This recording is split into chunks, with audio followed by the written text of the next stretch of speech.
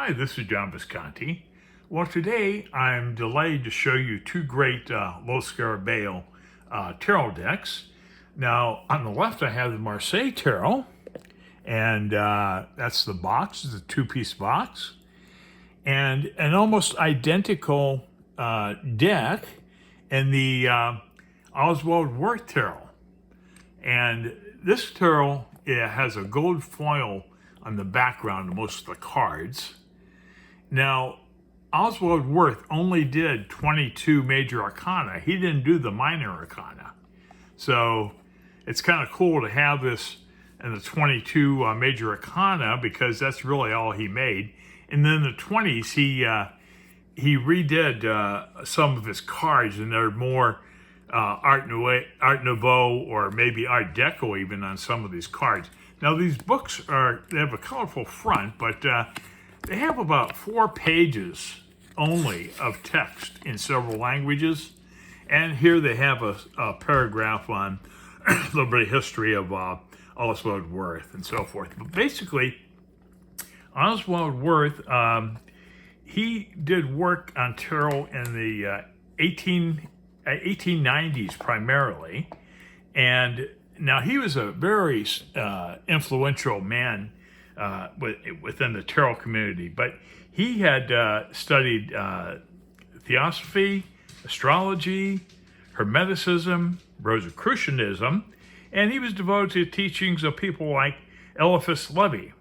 And Wirth had also studied the Kabbalah, and what he did is he took letters from the Hebrew alphabet and incorporated them onto each of the majors. There's 22 letters in the Hebrew alphabet, and so Wirth assigned, since there's 22 letters in the Hebrew alphabet, he applied them to one to each of the majors, and he tied it all together, but I'm not sure why.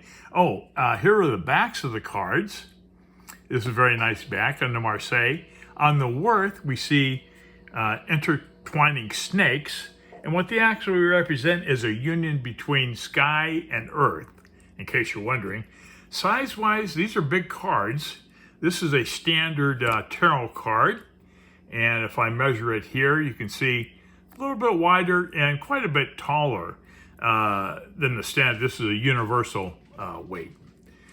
And that blue thing on the back there was, if you saw that, these are in plastic sleeves. And then this putty is reusable and it doesn't mess anything up, but you can decorate, put these on a wall or something. That's why that blue putty is on there. Anyways, well, I'm going to begin with this, and it's quite interesting. And here we have your conventional Marseille on the left, and on the right, we have the Wirth card. Now, of course, Wirth borrowed heavily from Marseille. It's almost a replica of the Marseille deck with some enhanced details. But here's the gold foil, and he appears to be like a cat creature biting his leg. And on the Marseille, I'm not sure exactly. I think on this rendition, it's a dog, but it's kind of hard to tell.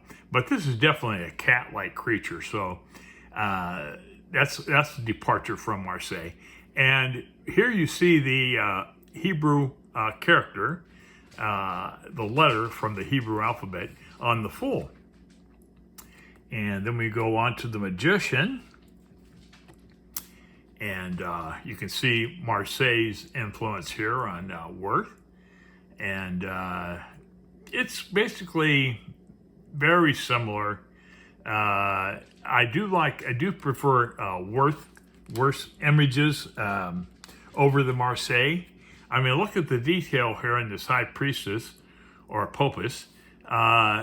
Marseille, Lo Scarabeo did a lot of brilliant colors, on the reds and the blues, and Wirth kind of toned it down, and we see a little bit more, or maybe pastel coloring in this one, but much more detail.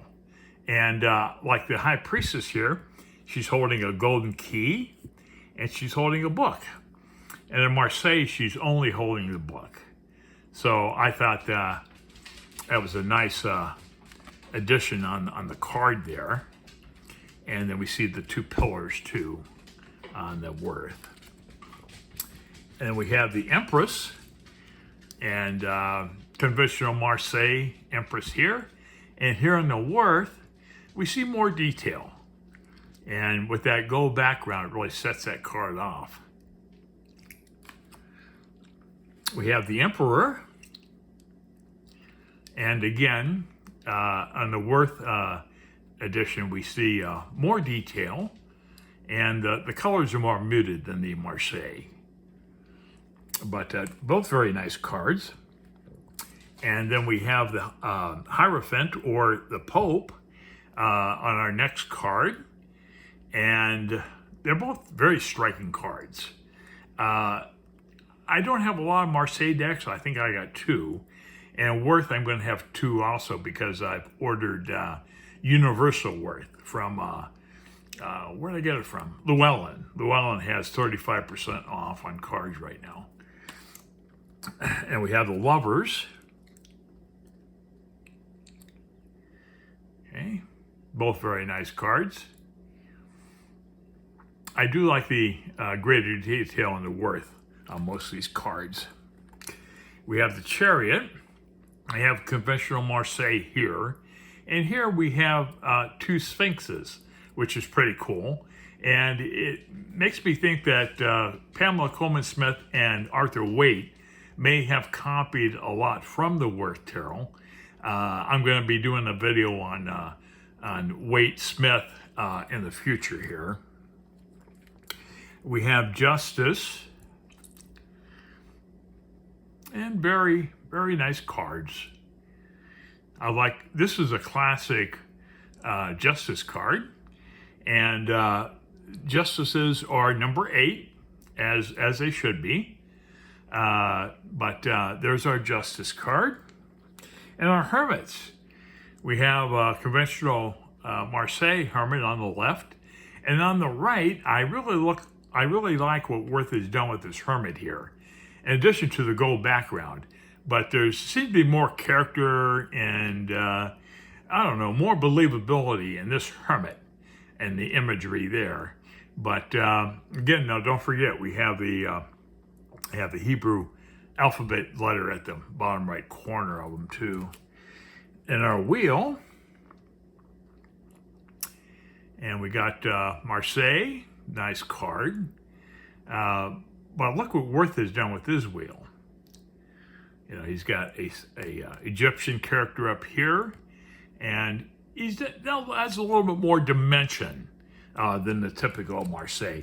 This is the 1920s rendition of his deck, because the first one he did in the 1890, I think it was okay, but this is really spectacular. He began to incorporate Art Nouveau and even a little bit of Art Deco in his 1920s decks. So they're both very nice force cards, or strength, as we say. And this is number 11. We have the Hanged Man, and they're both very nice Hanged Man cards. It's almost a tie between the traditional and then the what Wirth has done with his rendition. And two death cards. We have Marseille here, and I like Wirth's skeleton more. I like his death card more. It appears to be smiling, which I find kind of cute, and it just seems to have more character than the traditional Marseille. We have Temperance. Two very nice cards. And the Devil was another one I'm going to talk about. Here we have the conventional Marseille. And here we see Wirth has feminized the Devil a bit more. The hips are broader. The breasts are a little more realistic. And it's quite an interesting Devil card. And I like the two characters. I like the drawing better on the on the Wirth and the Marseille.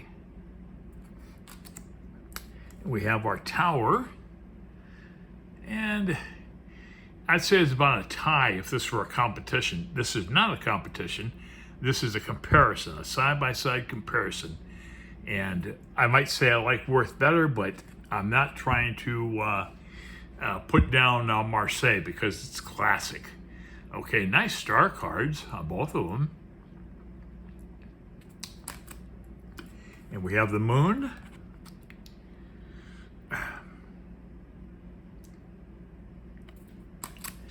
And we have the sun. Two great cards. This is an all-time classic here on the Marseille. And then the Wirth card is, I think it has a little more detail. You know, Wirth had more detail in his cards, and I appreciate that. But if you're going to do wood cutting on your Marseille, well then Wirth, he's going to be a few hundred years ahead of that. So, you know, he's going to apply techniques that weren't available, you know, when Marseille started in the 15th century or 16th. So here we have Judgment. And finally, the World. So I don't know how many Wirth decks you guys have seen, but if you like Marseille, you'll love Wirth. And both very nice decks, and very good deal from Los Scarabeo. I think both of these are under 20, each of them. And Llewellyn has them on sale. I think they're like 35% off most of the time. Well, when you get the sale, you'll see it.